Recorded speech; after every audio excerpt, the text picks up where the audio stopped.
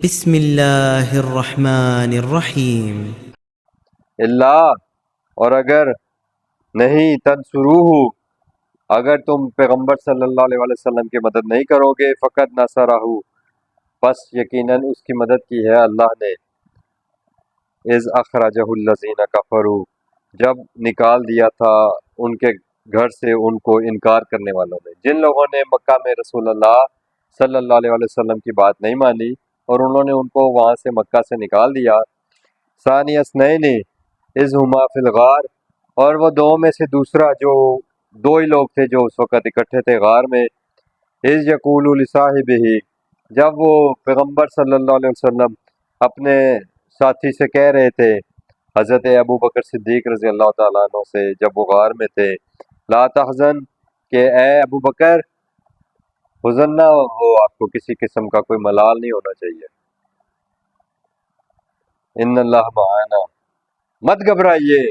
بے شک ہمارے ساتھ ہمارا اللہ ہے۔ یہ آیت ہے، یہ ہجرت کے حوالے سے آیت ہے، اور یہ آیت اتنی اہم آیت ہے کہ اس کو اس پوائنٹ آف ویو سے اگر آپ دیکھیں تو یہ ایک رسول اللہ صلی اللہ علیہ وسلم کا مکہ سے ہجرت کر کے مدینہ جانا اور مدینہ میں پہنچنا، یہ ایک انقلاب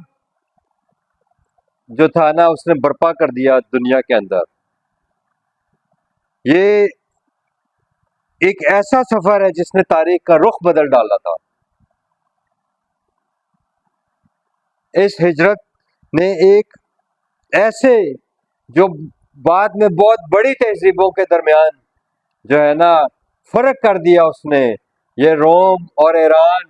اور جتنی بڑی بڑی اس دور کی تہذیبیں تھیں، یہ پھر اس سفر کے بعد جب یہود و نصارہ کے ساتھ رسول اللہ صلی اللہ علیہ وسلم کا واسطہ پڑا، تو آپ اس سفر کے حوالے سے چند جو ہجرت کے حوالے سے تھوڑی سی واقعات اور تھوڑے سے حالات اللہ تعالیٰ نے قرآن میں بیان کیے ہیں، اس کو آج ہم تھوڑا سا دوبارہ ریپیٹ کر لیتے ہیں، تاکہ یہ سارا سنیریو کہ رسول اللہ صلی اللہ علیہ وسلم نے جب مکہ میں رہتے ہوئے انسانیت کو، اہل مکہ کو اللہ کی کتاب پیش کی، اللہ کی دعوت پیش کی، اور دعوت کیا تھی کہ لا الہ الا اللہ، اللہ کے سوا کوئی با اختیار نہیں ہے، اور یہ جو خانہ کعبہ ہے یہ بیت اللہ ہے جس کو تم اللہ کا گھر مانتے ہو، تو اس میں کیا کرو، اس کو پاک کر دو ان تمام ہستیوں سے جن کو تم نے اپنا حاجت روا اور مشکل کشا سمجھا ہوا ہے، اور ان کی تم نے یہاں پر مجسمے بنا کر رکھ دیے، اور ان سے تم اپنی اپنی حاجتیں اور امیدیں اور مشکل کشائی کرتے ہو اور ان سے آس اور امید باندھتے ہو، تو اللہ کے سوا کوئی با اختیار نہیں ہے، اللہ کے سوا کسی اور سے اپنی حاجت اور امید نہ باندھے۔ تو سورہ انفال کی آیت نمبر 30 میں یہی دعوت کے نتیجے میں ان کفار نے رسول اکرم صلی اللہ علیہ وسلم کے خلاف جو چال چلی ہے اس کا ذکر کیا جا رہا ہے۔ سورہ انفال آیت نمبر 30، وَإِذْ يَمْكُرُ بِكَ الَّذِينَ كَفَرُوا، اور جب چال چلی ان لوگوں نے جنہوں نے انکار کر دیا آپ کی دعوت کا، کہ انہوں نے کیا چال چلی، لِيُثْبِتُوكَ، کہ وہ آپ کو یہاں پر قیدی بنا لیں، اور يَقْتُلُوكَ، یا نبی پاک صلی اللہ علیہ وسلم کو قتل کر دیا جائے، اور يُخْرِجُوكَ، اور یا آپ صلی اللہ علیہ وسلم کو مکہ سے نکال دیا جائے۔ وَيَمْكُرُونَ وَيَمْكُرُ اللَّهُ، وہ اپنی تدبیر کر رہے تھے اور اللہ اپنی تدبیر کر رہا تھا۔ یہ سارا جب ہجرت رسول اللہ صلی اللہ علیہ وسلم نے مکہ سے ہجرت کی تو اس وقت جو حالات تھے وہ قرآن نے بیان کر دیے کہ اس بنیاد پر رسول اکرم صلی اللہ علیہ وسلم نے مکہ کو چھوڑا، مکہ سے ہجرت کی، کیونکہ انہوں نے پلان کر لیا تھا کہ یا تو آپ صلی اللہ علیہ وسلم کو قید کر دیا جائے گا یا قتل کر دیا جائے گا یا پھر ان کو مکہ بدر کر دیا جائے گا۔ تو اس کے بعد آپ اسی سورہ توبہ کی آیت نمبر 13 نکالیں، اس میں بھی آپ ابھی ہم پڑھ کر آئے ہیں،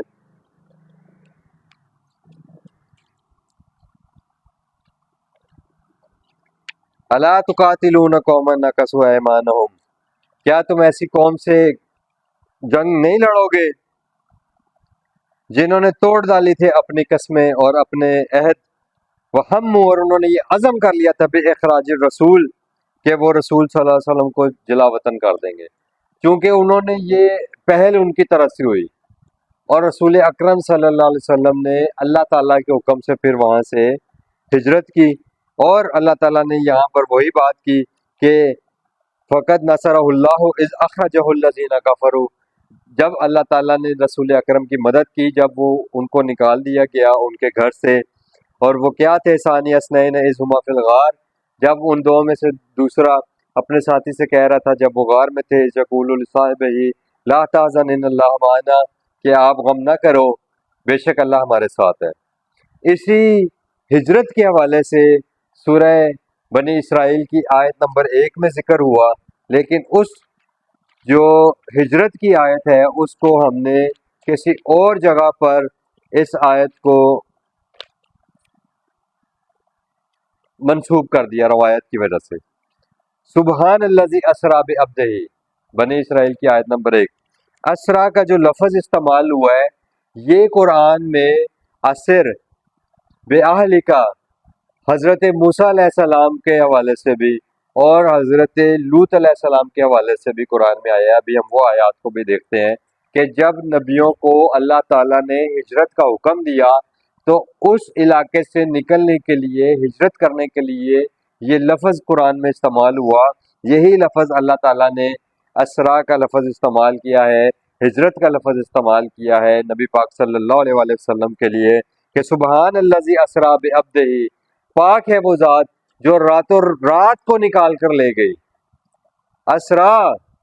ہجرت کے طور پر نکال کر لے گئی، بعبدہ لیلاً رات کے وقت اپنے بندے کو، من المسجد الحرام اس مسجد حرام سے نکال کر لے گئی، الی کی طرف، کس طرف لے کر گئی؟ المسجد الاقصی اس مسجد کی طرف جو کنارے پر تھی، الذی بارکنا حولہ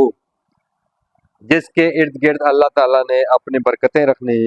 لنریہ من آیاتنا اور تاکہ وہ دکھاتا اپنی نشانیوں میں سے۔ تو یہ جس مسجد کی طرف اشارہ کیا جا رہا ہے وہ مدینہ کے کنارے پر ہی رسول اللہ صلی اللہ علیہ وسلم نے ہجرت کی پہلی صبح جب وہاں پر پہنچے تو آپ صلی اللہ علیہ وسلم نے مدینہ کے آغاز پر ہی جس مسجد کا بنیاد رکھی وہ مسجد قباء ہے، اور اللہ تعالیٰ نے اس کی طرف یہ ہجرت کا اشارہ کیا۔ اور اس کے بعد آپ سورہ فجر نکالیں، 89 نمبر صورت ہے، اس میں بھی اللہ تعالیٰ نے ہجرت مدینہ کی طرف اشارہ کیا ہے کہ والفجر، اور اس فجر کی قسم جو سب کے سامنے آیا ہے، ولیال نشر، اور وہ 10 راتیں بھی اس بات کی گواہی دے رہی ہیں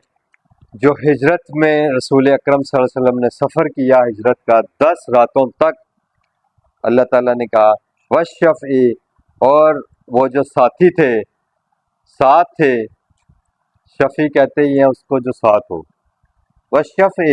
اور اس ساتھی کی قسم، والوتر اور اس اکیلے رسول صلی اللہ علیہ وسلم کی قسم۔ یعنی یہ انڈینائیبل فیکٹس ہیں کہ وہ دونوں، جب اللہ تعالیٰ نے قرآن میں آج کی آیت میں ہمیں بتایا سورہ توبہ کی آیت نمبر 40 میں کہ ثانی اثنین، وہ دو میں سے دو دوسرے، اور یہاں پر بھی انہی کی بات کی کہ وہ دوسرا، وہ ساتھی، والشفع والوتر واللیل اذا یسر، یہ یسر وہی لفظ ہے جو ابھی میں آپ کو ریفرنس کے طور پر انبیاء کے ساتھ ہجرت کے لیے استعمال ہوا۔ واللیل، اور اس رات کی قسم جب اذا یسر، جب وہ نکلے دونوں۔ ٹھیک ہے، اب آپ آ جائیں حل فی ذالک قسم لذی ہجر، اللہ تعالیٰ کیا کہہ رہے ہیں کہ اب اس بات کو سمجھانے کے لیے، اس ہجرت کے سفر کو بتانے کے لیے، اس ہجرت کو سمجھانے کے لیے، کیا اب بھی کسی ذی شعور کے لیے قسم کھانے کی ضرورت ہے یقین دلانے کے لیے، کیونکہ یہ سارا معاملہ تمہارے سامنے ہے۔ اور اب آپ آیت نمبر سورہ طٰہٰ کی آیت نمبر 77 نکالیں، اس میں بھی اللہ تعالیٰ نے حضرت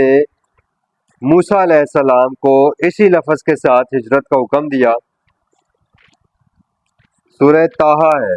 اس کی آیت نمبر 77 ہے، پیج نمبر 399 ہے۔ وَلَقَدْ أَوْحَيْنَا إِلَىٰ مُوسَىٰ، اور جب ہم نے موسیٰ کی طرف یہ وحی کی، ان اسرے، کہ آپ ہجرت کر جائیں، آپ نکلیں یہاں سے، بے عبادی، میرے بندوں کو ساتھ لے کر، بے ساتھ، بے عبادی، میرے بندوں کو ساتھ لے کر نکلیں، راتوں رات یہاں سے نکل جائیں۔ فَاضْرِبْ لَهُمْ طَرِيقًا فِي الْبَحْرِ يَبَسًا، اور جب آپ اپنا عصا سمندر کے اوپر ماریں گے تو وہ اس میں راستہ، خشک راستہ بنا دے گا۔ ٹھیک ہے، اسی طرح آپ سورہ دخان کی آیت نمبر 23 نکالیں، 44/23، 44/23 نکالیں،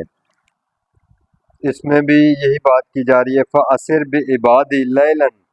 وہ جو بات تھی نا ہجرت کا، اللہ تعالیٰ نے رات کے وقت رسول اکرم صلی اللہ علیہ وسلم کو اسرا، سبحان الذی اسرا بعبدہ لیلا من المسجد الحرام الی المسجد الاقصی، الاقصی ہے وہ، الاقصی کنارے والی مسجد، تو یہاں پر بھی وہی لفظ ہے فَأَسِرْ بِعِبَادِي لَيْلًا إِنَّكُمْ مُتَّبِعُونَ، موسیٰ علیہ السلام میرے بندوں کو راتوں رات لے کر ہجرت کر جاؤ، یقیناً تمہارا تعاقب کیا جائے گا، انکم متبعون۔ بس ایک آخری ریفرنس نکال لیں، سورہ ہود کا 81 نمبر آیت ہے، اس کی 11/81، اس میں حضرت لوط علیہ السلام کو اسی لفظ کے ساتھ ہجرت کا حکم دیا جا رہا ہے کہ جب اللہ کے فرشتے آ گئے اور انہوں نے پھر ان کو آ کے کہا، قالوا یا لوط، اے لوط، انہوں نے فرشتوں نے کہا، اے لوط، انا رسول ربک لن یصلوا الیک، یہ آپ تک ہرگز نہیں پہنچ سکتے، پس آپ کیا کریں، فَأَسِرْ بِأَهْلِكَ بِقِطْعٍ مِّنَ اللَّيْلِ، رات کے کسی ایک حصے میں اپنے گھر والوں کو ساتھ لے کر یہاں سے ہجرت کر جائیں، نکل جائیں یہاں سے۔ یہ حضرت لوط علیہ السلام کو بھی اسی لفظ کے ساتھ ہجرت کا حکم دیا جا رہا ہے۔ تو اب آپ کو ہجرت کے حوالے سے اس لفظ کی سمجھ آ گئی کہ اللہ تعالیٰ نے یہ جو لفظ استعمال کیا ہے یہ ہجرت کے لیے استعمال کیا ہے پورے قرآن میں جا بجا۔ ہم واپس آتے ہیں آج کی آیت کی طرف، فَأَنزَلَ اللَّهُ سَكِينَتَهُ، بس جب وہ غار میں دونوں تھے اس وقت اللہ تعالیٰ نے ان پر سکینت نازل کی، وَأَيَّدَهُ بِجُنُودٍ، اور ان کی مدد کی ان لشکروں کے ساتھ، لم تروہا، جو تمہیں نظر نہیں آتے تھے، وَجَعَلَ كَلِمَةُ الَّذِينَ كَفَرُوا السُّفْلَىٰ، اور وہ جو کافروں کا جو پلان تھا ان کا جو سارا وہ اللہ تعالیٰ نے اس کو سفلا، وہ اسفل سافلین بھی لفظ اسی سے ہے کہ وہ اس کو نیچا کر دکھایا، کمتر کر دیا ان کے پروگرام کو، ان کے سارے جو انہوں نے بنایا تھا کہ رسول اللہ صلی اللہ علیہ وسلم کو نعوذ باللہ وہ قتل کر دیں گے، تو اللہ تعالیٰ نے کہا کہ اللہ تعالیٰ نے ان کے ایسے لشکروں کے ساتھ مدد کی کہ جب تم نے ان کا ساتھ نہیں دیا تھا۔ یہ بات کہاں سے شروع ہوئی تھی کہ نبی پاک صلی اللہ علیہ وسلم نے جب تمہیں حکم دیا ہے کہ قتال کے لیے نکلو، انفروا خفافا وثقالا، ہلکے ہو یا بوجھل، تو تم ان کے لیے ان کی مدد کرنے کے لیے نکلو گے، اور اگر تم ان کی مدد نہیں بھی کرو گے تو یاد رکھو کہ اللہ تعالیٰ نے ہجرت کے وقت نبی پاک صلی اللہ علیہ وسلم کی اور ان کے ساتھی کی مدد کی تھی، اور ان کی اپنے ایسے لشکروں کے ساتھ مدد کی تھی جو تمہیں نظر نہیں آتے تھے، اور اللہ تعالیٰ نے ان کفار کو نیچا کر دکھایا۔ وَكَلِمَةُ اللَّهِ هِيَ الْعُلْيَا، اور بے شک جو اعلیٰ رہنے والا ہے، جو برتر رہنے والا ہے، وہ اللہ ہی کی بات ہے جو برتر رہنے والی ہے، وہ اللہ ہی کا امر ہے جو برتر رہنے والا ہے، وہ اللہ ہی کا فیصلہ ہے جو سب سے اعلیٰ اور عرفہ رہنے والا ہے، وہ اللہ ہی کا حکم ہے جو سب کے اوپر غالب رہے گا۔ اور اس بات کی وجہ سے اللہ تعالیٰ نے مومنوں کو یہ ڈھارس دی ہے، اور اللہ تعالیٰ نے کہا ہے وَأَنْتُمُ الْأَعْلَوْنَ إِن كُنتُم مُؤْمِنِينَ، اگر تم اللہ کی بات پر آ جاؤ گے، اگر تم اللہ کی بات ماننے والے ہوگے تو بے شک پھر تم ہی غالب رہو گے۔ وَأَنْتُمُ الْأَعْلَوْنَ إِن كُنتُم مُؤْمِنِينَ، اعلیٰ پھر تم ہی رہو گے، غالب پھر تم ہی رہو گے۔ یہاں وہی بات کی جا رہی ہے وَكَلِمَةُ اللَّهِ هِيَ الْعُلْيَا، بے شک اللہ کی بات نے ہمیشہ سر بلند اور سر فراز رہنا ہے۔ واللہ عزیز حکیم، اور اللہ تعالیٰ کیسے ہیں، وہ ہمہ وقت سب پر غالب ہیں، اور اللہ تعالیٰ ہر بات کی حکمت کو جانتے ہیں۔ ربنا آمنا بما انزلتا، اے ہمارے رب ہم نے ایمان لائے، ہم نے مان لیا اس قرآن کو جو آپ نے ہماری طرف نازل کیا، واتبعنا الرسول، اور ہم نے اتباع عمل رسول صلی اللہ علیہ وسلم کیا، فاکتبنا مع الشاہدین، اے اللہ ہمیں اس قرآن کی گواہی دینے والوں میں شامل کر لیجئے، آمین یا رب العالمین۔